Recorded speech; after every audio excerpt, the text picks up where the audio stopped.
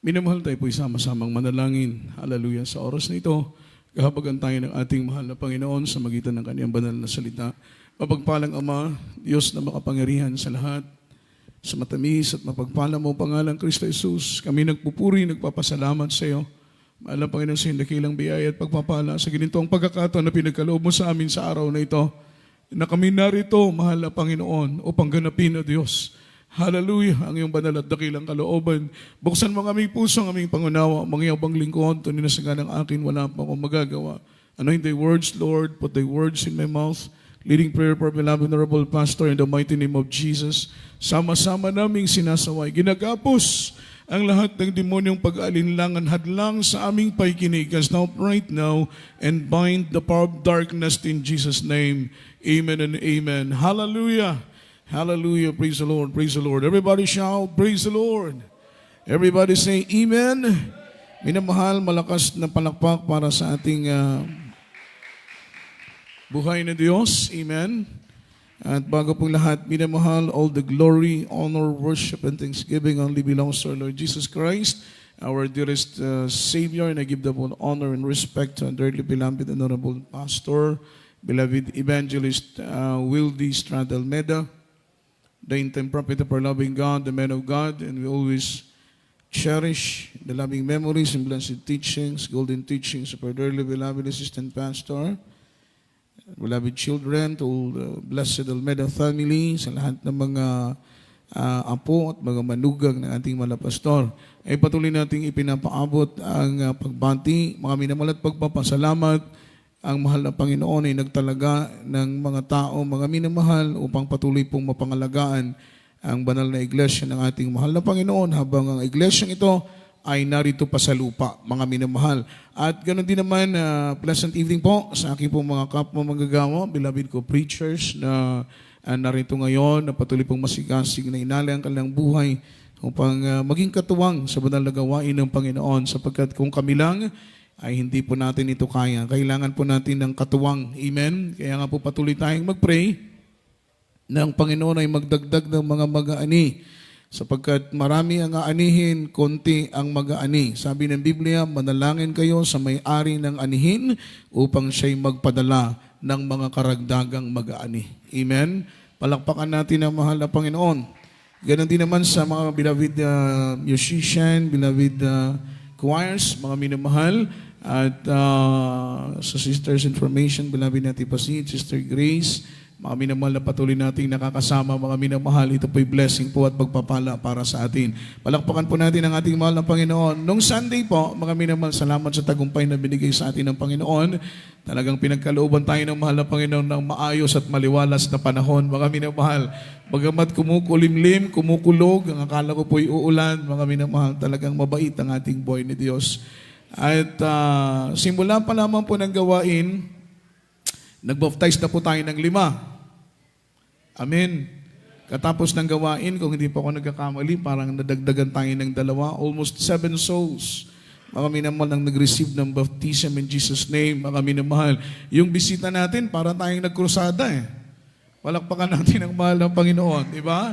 Kaya yung pagod ng ilan natin yung mga choirs na nagbigay ng leaflets, nag-distribute ng leaflets sa ating pong mga minamahal malalapit na kapitbahay, maging sa Sanggali ay nag-distribute po sila ng leaflets.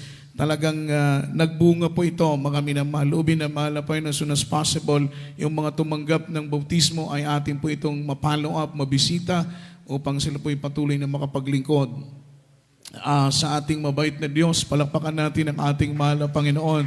Meron nga pong binautismuhan sila na umaga, hirap na hirap maglakad, binubuhat nila, mga minamahal, pagpasok doon sa tub.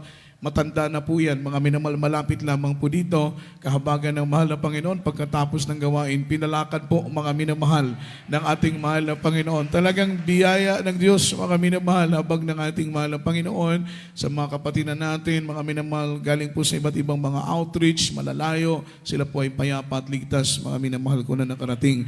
Palakpakan natin ang mahal na Panginoon. At ating pong ihanda ang ating mga sarili sa pakikinig ng salita ng mahal na Panginoon, ating mga ballpen at papel ng ating mga Biblia.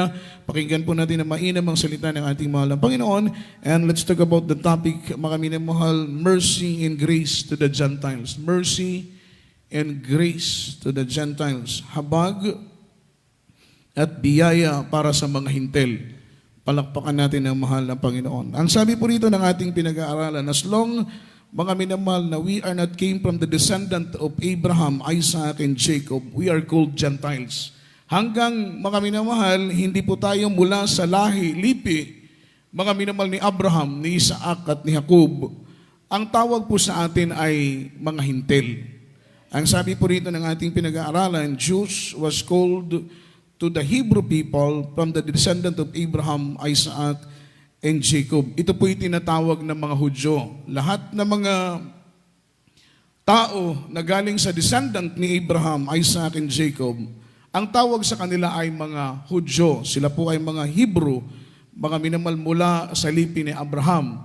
Ang tawag po sa kanila ay Hudyo. May nagtatanong, paano po yung tatay, yung nanay, yung lolo at lola ni Abraham? Mga minamahal, hindi po yon galing sa kanya. Mga minamahal, siya po ang galing sa kanila. Mga minamahal, kinonfirm po ito na although na sila po ay mga minamahal, mga loved ones ni Abraham, pero sila pa rin ay pasok, mga minamahal, sa mga tinatawag na Gentiles, hintil, sapagkat hindi po sila galing sa descendant, mga minamahal, ni Abraham, na Isaac, at ni Jacob. Ganon din po tayo, mga minamahal. Hindi tayo galing sa descendant ni Abraham, ni Isaac at ni Jacob. Kaya ang tawag sa Pilipinas, sa mga Pilipino, mga minamahal, tayo po ay mga hintil. Amen? Sabi ng Biblia, mga minamahal, wala po tayong, kumbaga sa Bisaya pa, wala tayong labot sa kaluwasan. Kaya ang kaluwasan, nagagikan sa mga Hudyo. So we are Gentiles, we are not belong, mga minamahal, sa salvation na sinasabi ng ating mahal na Panginoon.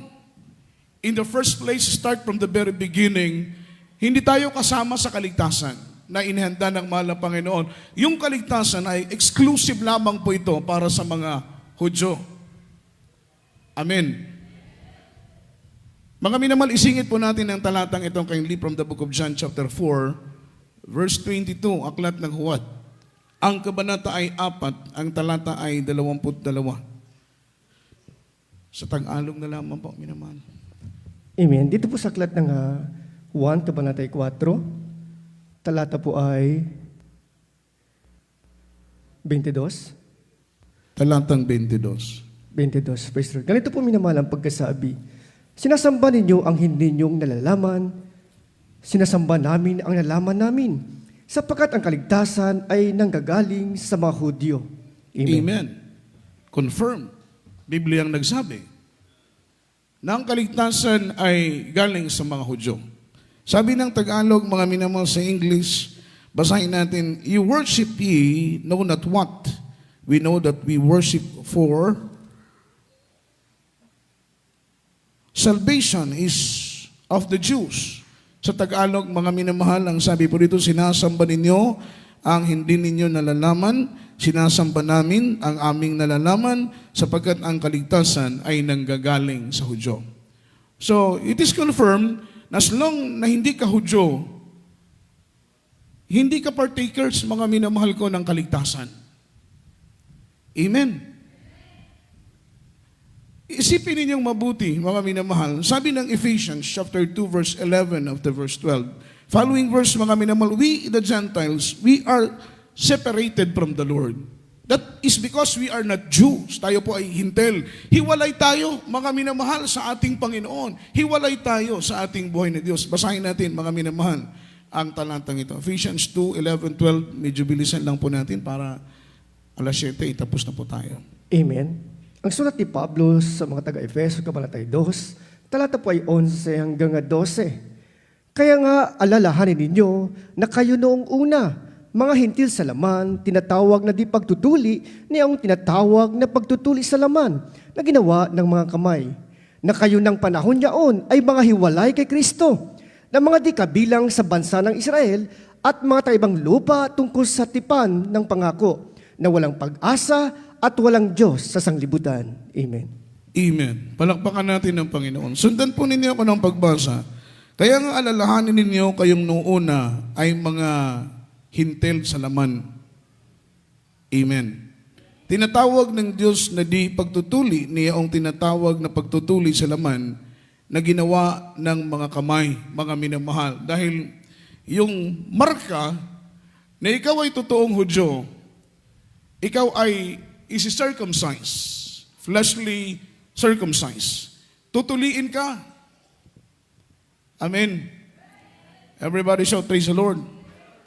Paano daw matutuli ang babae sa noong unang panahon, mga minamahal? Actually, lalaki lang po talaga ang tinutuli.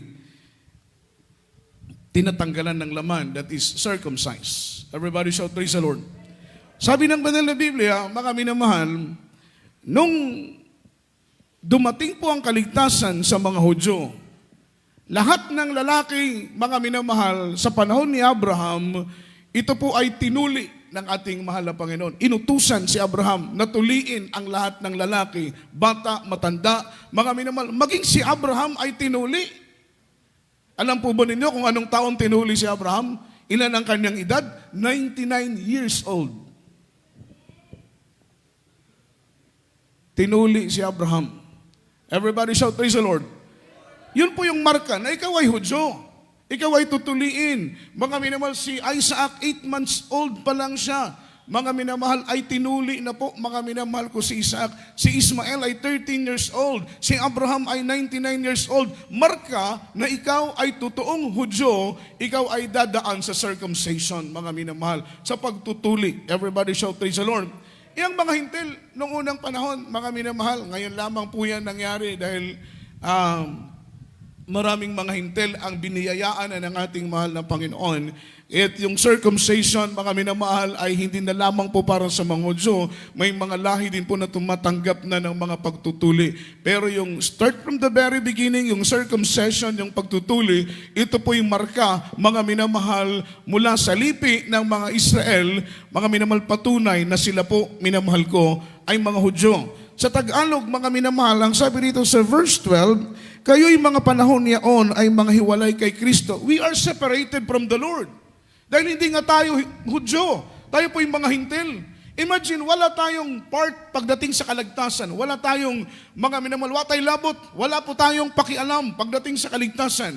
Hindi po tayo makaka-benefits doon sa kaligtasan na inihanda ng mahal na Panginoon. Let's start from the very beginning. Yung kaligtasan ay para lang sa mga Hudyo. Sabi ng Bible, mga minamahal, we are separated from Christ. We are aliens from the commonwealth of Israel. Sabi ng Tagalog, mga minamahal, hindi tayo kabilang sa bansa ng Israel. At ang sabi ng Biblia, mga minamahal, ganun din naman, we are strangers from the covenant of promise. Sabi ng Tagalog, mga minamahal, at mga taga-ibang lupa tungkol sa mga tipan ng Panginoon, tayo po'y mga tao na walang pag-asa, mga taong nabubuhay, mga minamahal na walang Diyos sa sanlibutan ito. Ang sabi sa English, we are living no hope and without God in this world. Tayo po yung mga taong nabubuhay na walang pag-asa. Kasi wala ka nga kaligtasan eh. Para ka lang baboy na pinapalaki, pinapakain ng maayos. Masasarap ng mga pinsang pinapakain, pero paglipas ng panahon, kakatayin. Amen? Because we are living no hope. Napakahirap para sa isang tao ang mabuhay na wala kang pag-asa. Amen? Yung mga nagsisuicide, they are living no hope. Yung nagpapakamatay, tumatalon sa building, naglalaslas ng pulso, they are living no hope. Umiinom ng lason, mga minamahal, they are living no hope. Tumatalon sa mga building, they are living no hope. Kasi kung may pag-asa pa sila, hindi sila magpapakamatay. Hindi sila magkukomit ng suicides. Kung meron pa silang pag-asa, mga minamahal, kahit kunti lang, hindi sila magpapakamatay. Tingnan mo na may nabalitaan ako, mga minamahal, sa YouTube, mga minamahal, or sa FB, mga minamahal, na merong isang nanay, isang tatay, mga minamahal, binata at dalaga, nag-asawa ng bata pa. Amen. Yet, kung isipin mo, yung pag-aasawa ay hindi biro. Kailangan matured. Babae matured, lalaki matured. Dahil kapag pumasok kayo sa buhay mag-asawa, makinig kayo mga binata at dalaga, haharap kayo sa mabigat na responsibilidad. Tiyakin mo, mga minamahal, na mahaba ng iyong bagwis bago ka lumipad. Ini sa sarili mo nga, hindi ka makapabili ng iyong pangangailangan, mag-aasawa ka pa. Di ba? Wala kang ang budget para sa sarili mo. Umaasa ka lang kay nanay at tatay. Tapos, magpupursige ka ng mag-asawa. I-double check mo muna yung salary mo. I-double check mo muna yung source of income mo. I-double check mo muna yung capacity mo. I-double check mo muna kung kaya mo na bang mag-handle ng isang mabigat na responsibilidad bilang tatay at nanay sa iyong pamilya. Amen? Bata pa na nag-asawa. Walang kamuwang-muwang, 18 years old, 20 years old yung lalaki.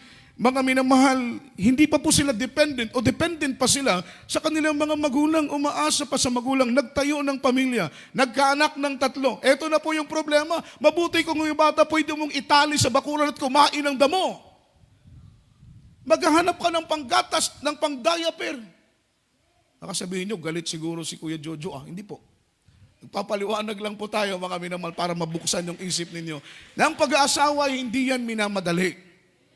Sabi nga sa akin nung isang preacher, mga minamahal, nung ako po yung bagong worker pa lang, bago ka mag-asawa, Brad, kailangan preacher ka muna. Ma-experience ka, karanasan ka sa paghawak ng gawain. Bago ka mag-asawa, kailangan makamayan mo muna ang mahal na pastor. Sabi ko, mukhang mahirap ata yun, di basta-basta makalapit sa mahal na pastor. Everybody shout, praise the Lord. Pero na-bless ako one time, dahil papauwi ng mahal na pastor, aalis na po sila, mga minamahal. Ako po'y nakatingin, kumakaway dahil papaalis ng mahal na pastor. Maya-maya bumukas ang bintana. Minamahal, tinawag ako, may kumakampay sa akin, ganun, mahal na pastor. Mga minamahal, pagtingin ko, wala namang tao sa likod ko. Amen. Sabi ng isang preacher doon, Kuya, takbo na, tawag ka ng mahal na pastor. Ako po'y nagmadaling tumakbo, minamahal. Dahil makalapit tayo sa mahal na pastor, napakalaking pribilehiyo po niyan para sa atin. Propeta ng Diyos yan, tao ng Diyos yan. Nanalangin para sa ating kaligtasan. Pagdating ko sa harapan ng malapastor, walang sabi-sabi, inunat ng malapastor ang kanyang kamay, ipinatong sa ulo ko, naramdaman ko yung grabing labig, grabing presensya ng Diyos. Amen, napuspos ako, mga minamahal. Sinara ng malapastor ang pintuan, sila po'y umalis. Sabi ko, matagal ko ng design na ilehans ng mahal na pastor. Pero that very moment, mga minamahal, umaapaw yung kagalakan ko dahil yung asam ng puso ko ay ibinigay ng mahal na Panginoon. Yan po yung Diyos nating pinaglilingkuran. Sometimes, may mga prayers tayo pero hindi tinutugon ng Panginoon. Pero in the right time, in God's will, mga minamahal, kahit po yung simpleng hiling natin ay ibibigay isa-isa ng mahal na Panginoon, matuto lang tayong maghintay. Everybody shout, praise the Lord. Nagkaanak sila ng 3. Ano pong nangyari, mga minamahal? Yung lalaki dahil batugan, irresponsableng tatay, iniwan ang kanyang pamilya. Hindi na po nila alam kung saan pumunta. Yung nanay, binuhay mag-isa yung kanyang mga anak. Naging single parent po siya. Nagtrabaho, naghanap buhay. Pag walang budget, nangungutang, mga minamahal. Nabaon yung nanay sa utang. Dahil sa gusto niyang mabuhay ang kanyang mga anak, mga minamahal. Amen? Pero dumating yung point na marami na siyang utang. Ano ang kanyang ginawa? Kumuha ng cutter, mga minamahal, yung may blade na matalim, linaslas ng pulso, yung liig ng kanyang 3 anak. Linaslas po niya, mga minamahal. Yan po yung uri ng tao, mga minamahal, na nabubuhay nang wala ng pag-asa. Linaslas niya yung liig ng kanyang 3 anak.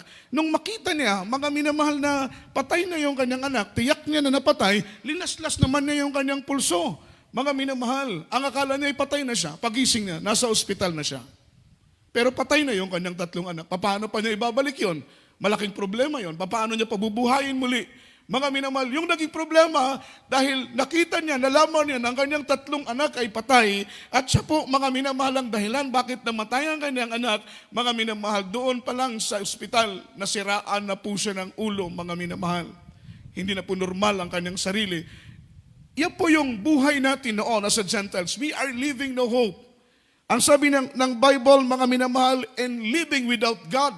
Nabubuhay tayo ng walang pag-asa noon. Dahil tayo po yung mga Hudyo, ang kaligtasan ay hindi po para sa atin. Ang kaligtasan, mga minamahal ko, ay eksklusibo na para lang minamahal ko sa mga Hudyo. Maliit ang tingin sa atin, mababa ang tingin sa atin ng mahal na Panginoon. Ang tingin sa atin noon ng mahal na Panginoon na isang aso lang. Isang aso lang ang tingin sa atin ng mahal na Panginoon. Basahin natin Matthew 15:22-28. Amen.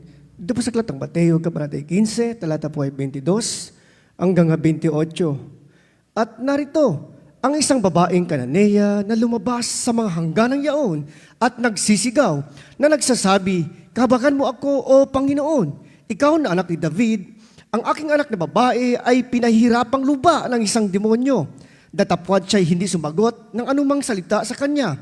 At nilapitan siya ng kanyang mga alagad at siya'y pinamanhikan na nagsasabi, "Palisin mo siya sapagkat nagsisigaw siya sa ating hulihan." Datapwat siya'y sumagot at sinabi, "Hindi ako sinugo kundi sa mga tupang nangaligaw sa bahay ni Israel." Datapwat lumapit siya at siya'y sinamban niya na nagsasabi, "Panginoon, saklolohan mo ako." At siya'y sumagot at sinabi, "Hindi marapat na kunin ang tinapay sa mga anak at itapon sa mga aso." Datapwat sinabi niya, "Oo, Panginoon, sapagkat ang mga aso man ay nagsisikain ng mga mumo at nangalalaglag mula sa dulang ng kanilang mga Panginoon." Amen. Nang magagayo sumagot si Jesus at sinabi sa kanya, "O babae, malaki ang pananampalataya mo. Mangyari sa iyo ayon sa ibig mo." At gumaling ang kanyang anak mula sa oras na iyon. Amen. Amen. O, di ba? Maliwanag na tayo po'y isang aso lang sa paningin ng mahal na Panginoon. Napakababa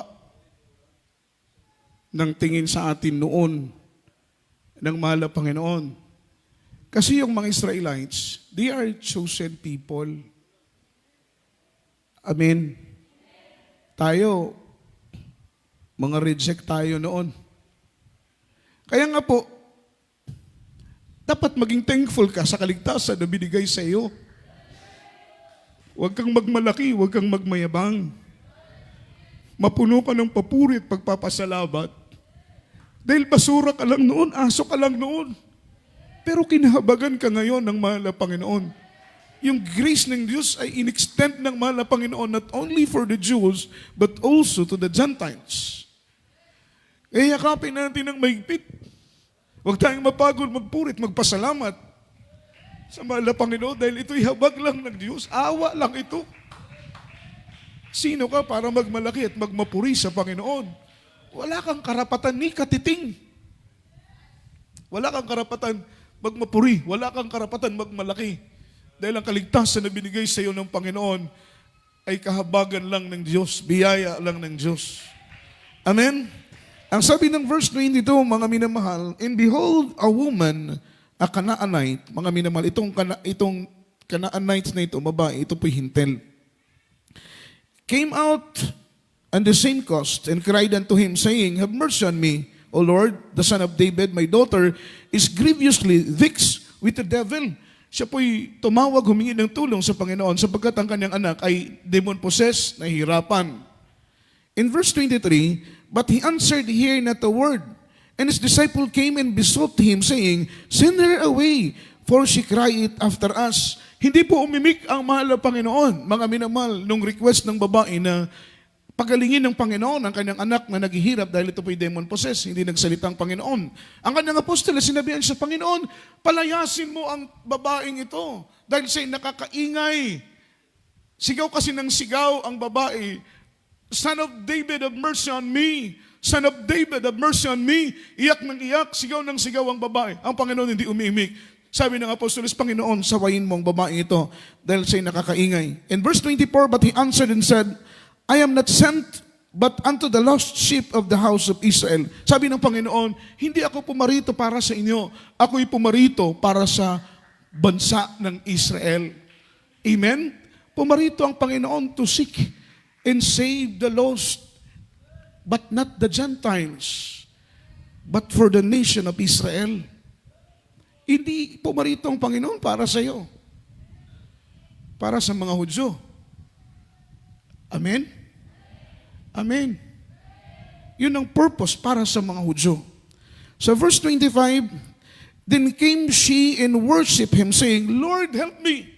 Makita mo, mga minamahal, yung faith ng Canaanites, even though na he's a Canaanites, Hindi siya ang reason bakit ang Panginoon bumaba dito sa lupa. Pero grabe yung kanyang faith, yung kanyang pananampalataya. At yung pananampalataya na yon, nung hintil na babae, nakita ng Panginoon. Nakita ng Diyos. Sabi niya, Panginoon, kahit rinireject na siya, sinasaway na. Imagine, sabi ng malapang, hindi ako pumarito para sa inyo. Ako'y pumarito para sa mga Israelita. Siyempre, hintil siya. Amen. That is first rejection ng mahal na Panginoon sa kanya. Ang sabi niya, mahal na Panginoon, kabagan mo ako, ako'y sasamba sa iyo. Tulungan mo ako, mahal na Panginoon. Yun po ang sabi sa verse 25. Then he came, she, and worship him, saying, Lord, help me. In 26, but he answered and said, it is not meet to take the children bread and to cast into the dogs. Sabi niya, hindi pwedeng ipakain ng tinapay dahil yung hinihiling niya ay mabigat. Sabi ng Tagalog, mga minamahal, nang magkagayo sumagot si Jesus at sinasabi sa kanya, O babae, malaki. In 27 rather, mga minamahal. Datapot sinabi niya, Oo, Panginoon. Datapot lumapit siya at siya'y sinamba niya na nagsasabing, Panginoon, sakluluhan mo ko. In 26, at siya'y sumugot at sinasabi, hindi nararapat na kunin ang tinapay sa mga anak at itapon sa mga aso. Sino ang tinutukoy na anak ng Panginoon ng mga Israelita? Sino ang tinutukoy na aso ng Diyos? Yung babae na Canaanites na isang hintel. Ganun ang tingin sa atin ng mahal na Panginoon, mga minamahal. But in this very moment, itong pagkakataong ito, na-change yung description ng mahal na Panginoon sa mga hintel dahil sa pananampalataya ng isang Canaanites. Ang sabi ng mahal na Panginoon, hindi pwedeng ibigay ang tinapay sa mga aso. Everybody shout, praise the Lord. In verse 28, mga minamahal ng magkagayoy, datapot sinabi niya sa 27, Oo, Panginoon, sapagkat ang mga aso man ay nagsisikain ng mga mumo na nangalalaglag mula sa dulang ng kanilang Panginoon. Ang sabi niya, Lord, oo, hindi kami Israelita, mahal na Panginoon. Kami isang aso lang, Lord. Parang ganun ang ibig na sabihin. Hindi kami Israelita, Panginoon. Hindi kami galing sa lipi ni Abraham. Hindi kami galing sa lipi ni Isaac. Hindi kami galing sa lipi ni Jacob. Kami isang hintil lang. Hindi kami Israelita. Kami aso lang sa iyong tingin. Pero sabi niya, Panginoon, kahit ang aso ay naghihintay na may mahulog na mumo mula sa dulang ng kanyang Panginoon. Amen. Na-touch yung puso ng Diyos, mga minamahal, dahil nakita niya, kakaibang babaeng ito. Ilang beses rineject ng mahal na Panginoon. Una, hindi ako pumarito para sa mga hindi lipi ng Israel. Pangalawa, tinawag siyang aso, pero pursigido ang babae lumapit para makuha ang habag at awa ng ating mahal na Panginoon. Sabi niya, Panginoon, kahit ang aso ay naghihintay na may mahulog na mumumula sa dulang ng kanyang Panginoon. Ang sabi ng verse 28, mga minamahal, nang magkagayoy sumagot si Jesus na sinasabi sa kanya, O babae, malaki ang iyong pananampalataya, mangyayari ayon sa iyo ang ibig mo. Gumaling ang kanyang anak mula sa mga oras na iyon. Palakpakan po natin ang mahal na Panginoon. Tayo po ay rejected ng Panginoon. But because of unbelief ng mga Israelita, dahil sa kanilang hindi pananampalataya, dahil sa kanilang hindi paniniwala sa ating mahal na Panginoon. Sabi ng Biblia, they are broken off, they are cut off. Sila po ay pinutol, binali sila. Yung mga Israelita, mga minamahal na rason ng Panginoon, bakit siya pumunta rito sa ibabaw ng lupa, sila po ay pinutol ng mahal na Panginoon. That is because of their unbelief. Kahit po sila ay mga chosen people na, imagine ha, sila po ay pinili na ng Panginoon, pero rineject nila ang Diyos, sila po hindi naniwala, hindi po sinananampalataya, sila ay pinutol ng ating mahal na Panginoon. Amen? Pero tayo ng mga hintil, yung babaeng Canaanites, even though na she is not Israelites, pero yung kanyang faith, mga minamahal, ay talagang dedicated siya, gusto niyang kahabagan siya ng mahal na Panginoon, nakita ng Diyos ang pananampalataya ng Canaanites, iblinas siya ng ating mahal na Panginoon. In this very moment, mga minamahal, nahabag ang Diyos, binigyan ng Panginoon ang pagkakataon ng mga hintil na tumamasa ng biyaya at kasaganahan mula sa ating mahal na Panginoon. Last verse po, mga minamahal, Romans chapter 11:17 and verse 20. Tayo po ay aawit na sa mahal na Panginoon. Praise the Lord. Aklat ng mga taga-Roma, kabalatay 11, talata po 17 hanggang 20. Datapot kung ang ilang sa mga sangay ng abali, At ikaw na isang ulibong ligaw ay sinasanib sa kanila. At ikaw ay naging kabahagi nila sa ugat ng katabaan ng punong ulibo. Huwag kang magpalalo sa mga sanga, datapwat kung magpalalo ka, ay hindi ikaw ang magkakandili sa ugat, kundi ang ugat ang nagkakandili sa iyo.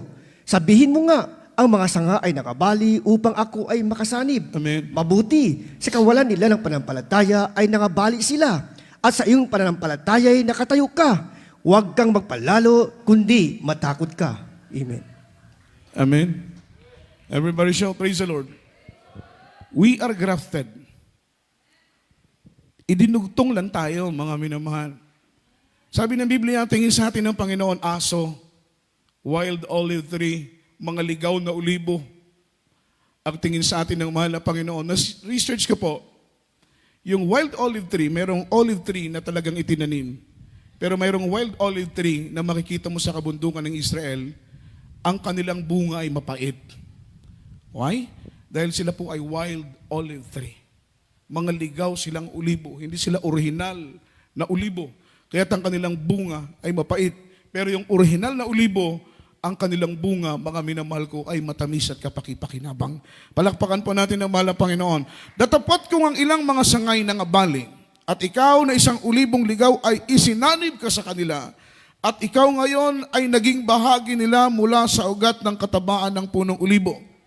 Sabi ng Biblia, we are grafted because of their unbelief. Dahil sa kanilang hindi pananampalataya, dahil sa kanilang pag-reject sa Panginoon, dahil hindi nila pagtanggap sa ating buhay na Diyos, binali sila ng mahal na Panginoon. At dahil sa kanilang hindi paniniwala, nagkaroon tayo ng pagkakataon upang maidugtong sa orihinal na puno, walang iba, kundi ang ating mahal na Panginoon. Sabi ng Biblia, huwag kayong maging palalo. Huwag kayong maging mayabang.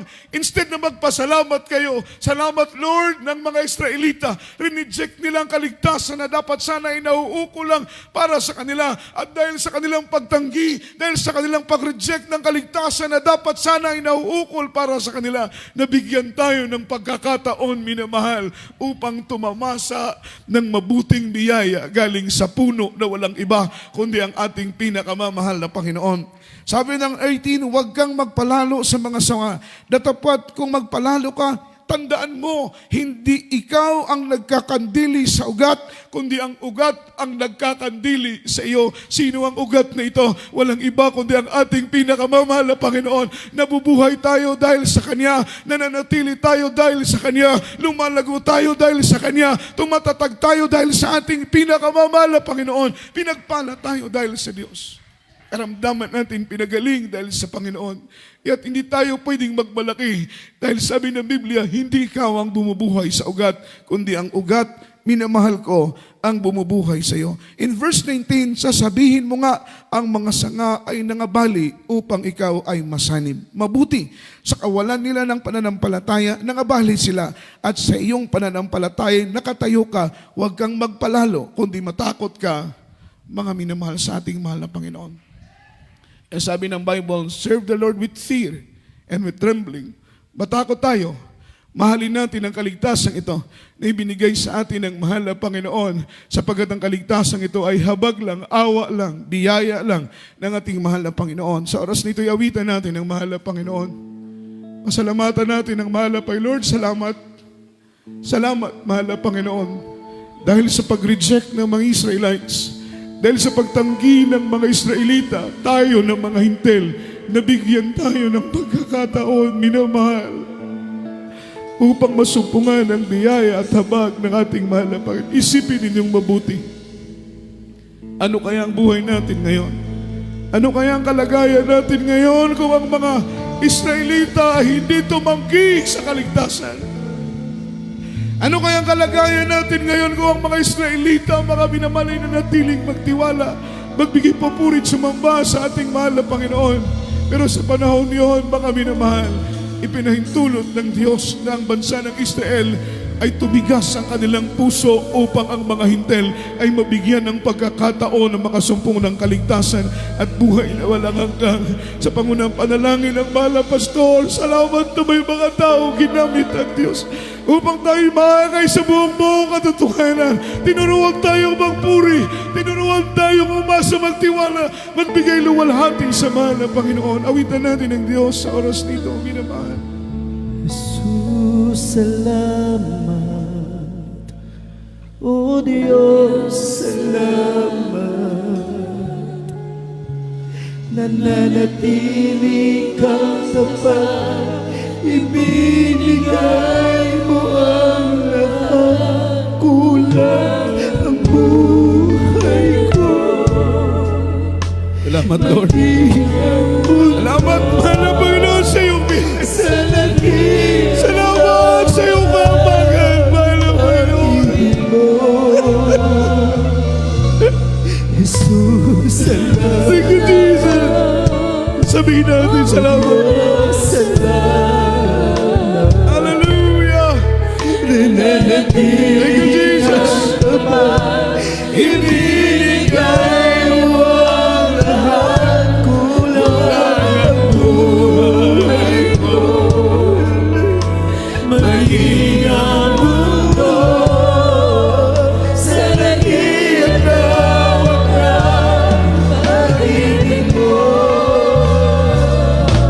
Dakila, Yes, Lord. Dakila ka, mahal na Panginoon. dakila. Salamat, Lord, sa kaligtasan. Salamat na kami yung pinapagana, mahal na Panginoon. Binigyan mo kami ng pagkakataon na kami ikaw ay magkilala at Glory to Jesus. Dakila. Pag-ibig mo.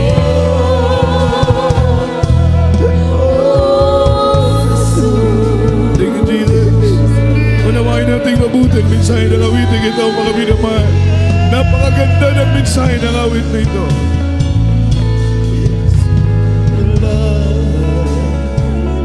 O Diyos, Salamat. nananatili kang tapat, ibinigay mo ang lahat ng buhay ko. Naging ang mundo sa dakilang lawak ng pag-ibig mo. Dakila, dakila, dakila, pag-ibig mo. Dakila, Yes, Lord. dakila, dakila, pag-ibig mo. Dakila, dakila, dakila, pag-ibig mo. Dakila. Oh, hallelujah. Thank you, Jesus. Thank you, Jesus. Hallelujah. Salamat, mahal na Panginoon.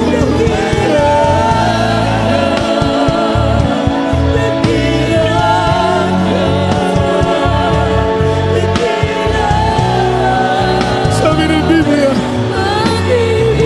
huwag tayong maging panalo sa ating sarili, bagos magpasalamat tayo sa kabutihan at kadakilaan ng Diyos. Hallelujah.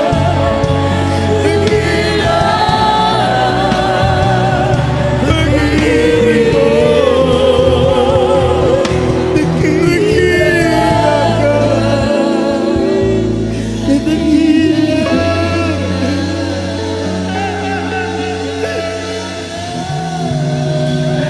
Hallelujah.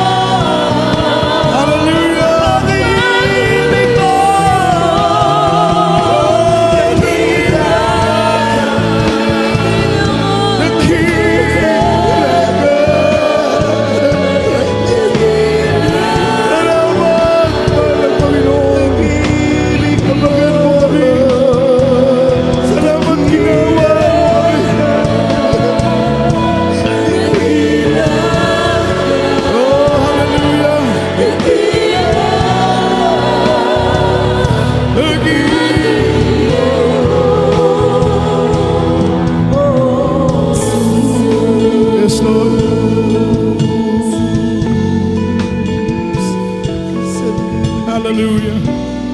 Palakpakan natin ang mahal na Panginoon, minamahal. Pasalamatan natin ang kaligtasan na binigay sa atin ng mahal na Panginoon.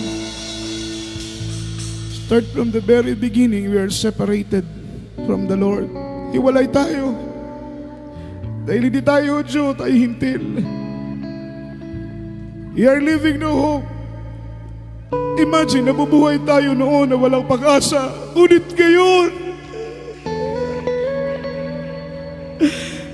ngayon, punong-puno tayo ng pag-asa. Ang puso natin, umaapaw ang pag-asa. Dahil nakilala natin ang mahal ng Panginoon. Marami sa atin noon, wala na tayong pag-asa. Magulo ang buhay, walang kapayapaan, walang kagalakan. Magulong pamilya, hirap sa buhay, sa financial, sa karamdaman. Wala tayong malapitan, minamahal. Nakakapa tayo sa dilim. Dahil hindi natin kilala ang Diyos. Ngunit ngayon, minamahal,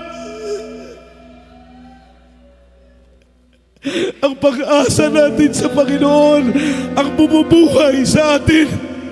Ang pag-asa natin sa Panginoon ang nagbibigay sa atin ng kalakasan araw-araw. Binigyan tayo ng panibagong pag-asa ng Panginoon mula ng ating siyang makilala. Ang pag-asang ito sa ating mga puso, ito ang magdadala sa atin sa buhay na walang hanggan. Dahil umaasa tayo kahit sa mga bagay na hindi natin nakikita. Katulad ng langit, hindi natin nakikita. Pero 100% sa ating puso, naniniwala tayo na may langit. Ang presensya ng Diyos, hindi natin nakikita. Pero damang-dama natin ang kanyang pag-ibig. Nabubuhay tayo sa pag-asa. Manalangin tayo sa mahal na Panginoon.